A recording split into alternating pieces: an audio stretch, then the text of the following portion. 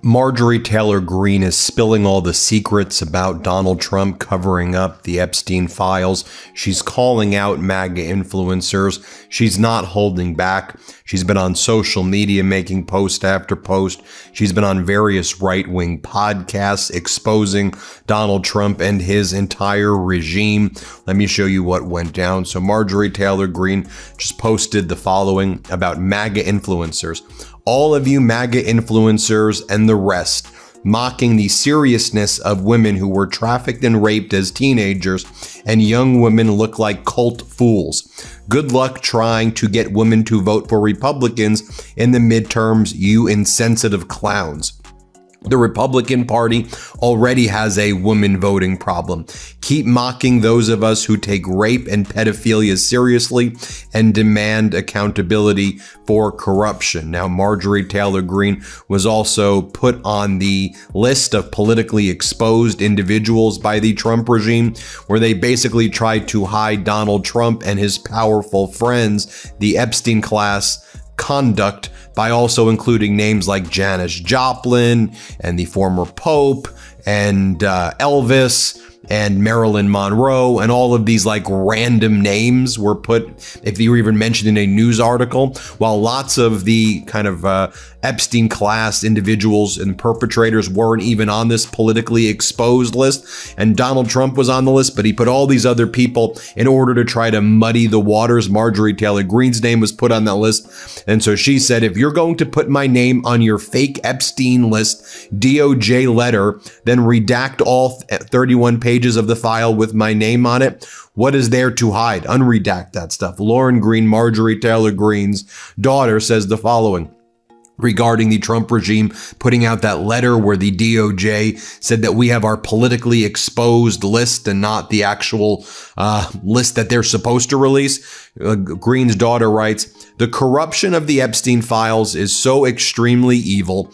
They put out this list to deceive and desensitize the truth of innocence versus the real predators. Then Marjorie Taylor Greene went on this right-wing podcast called Keeping It Real, and she was just saying, here's what Donald Trump did. Here was the cover up. And I said to Donald, we have to release these files. I mean, you were out there saying you wanted to release it. We don't want to cover up for pedos. And then Donald Trump's like, those people are my friends, though, Marjorie. All of those people are my friends. I don't want to hurt them. And of course, we know Donald Trump's name has appeared over 38,000 times in the files. And from the unredacted files that have not been produced, potentially 1 million times Donald Trump's name is in it. He's a main character, folks. Here's what Marjorie Taylor Greene said when Trump called her directly. Play this clip. And then one day I get a phone call from the president in September, and he is so mad at me.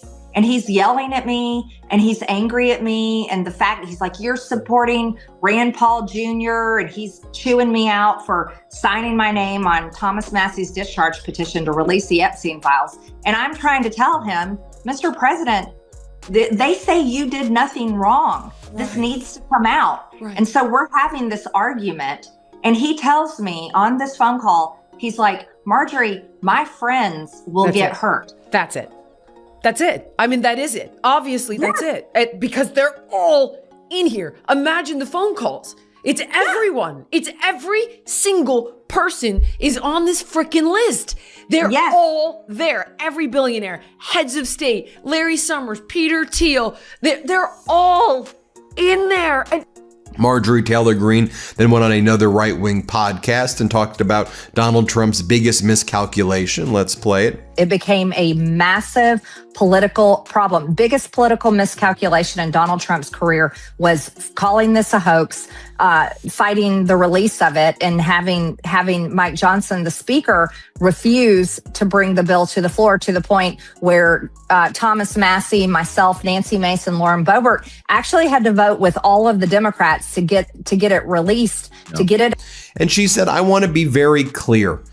People need to stop blaming, like, oh, Donald Trump's getting bad advice from this person. She goes, you have to understand, this is coming from Donald Trump. He's the one leading the main fight to cover up for the Epstein class, to cover up for the pedos. It's coming from Donald Trump directly. She says, Aisha goes, I know, I observed it. There was no one bigger MAGA than me. She says, I observed what he did. He's the one covering up for the pedos. He's the number one cover-upper for the Epstein class. Here she talks about that. Let's play it. Pam Bondi, she serves at the pleasure of the president and his administration, and those there are telling her, here's who you can prosecute. No, don't do this. I mean, they told her that the Epstein files, that fight to release the Epstein files came directly from President Trump. And I know a lot of people have a hard time with that, but that is the truth. He fought the hardest to stop these files from being released. And the only reason that he signed our bill that we passed in the House was because he had to. And then she says, she goes, you do realize, everybody in this guy's regime is Epstein, affiliated. She says, this is like the Epstein administration. She said, if you go back and look at his first administration, when you look at the files, she goes, it might as well be called the Epstein administration because they were all basically working for Epstein. He's on with Bannon and he's on with this person. I mean, you have emails, again, we're right when Donald Trump gets elected. Epstein's working to help find Donald Trump's Treasury Secretary. I mean, Epstein may have been the most influential person in Trump's first administration, and that's not an exaggeration. I mean, him and Bannon were working on all the appointments and everything. And so she's like, look, right now we learned what? RFK's a friend, Howard Lutnick's a friend. She goes, Dr. Oz invited Epstein to a Valentine's Day party when he knew Epstein's a pedo. Why are you inviting pedos to Valentine's Day parties? Howard Lutnick's taking his children to the island, that's Trump's commerce secretary, where the children get sex trafficked. He's told his friend, bring your little kids as well. And Marjorie Taylor Greene's like, what the hell's going on here? And then the host of the Right Wing podcast, she's like, yeah, well, what the heck is going on? Here, play this clip. They gave no care to horrors and evil and the things that Jeffrey Epstein was doing, even to the point, I read this morning that Dr. Oz invited Epstein to some Valentine's Day party he and his wife were having in 2016. This is Dr. Oz that's currently serving in the Trump administration over Oz. Medicare. Exactly. But that was after Epstein had been convicted of pedophilia. So it's like, what? How did these people, and that's the hardest part. These are people that we may love, people that we have cheered for, people that I know I supported. And it's both sides of the aisle.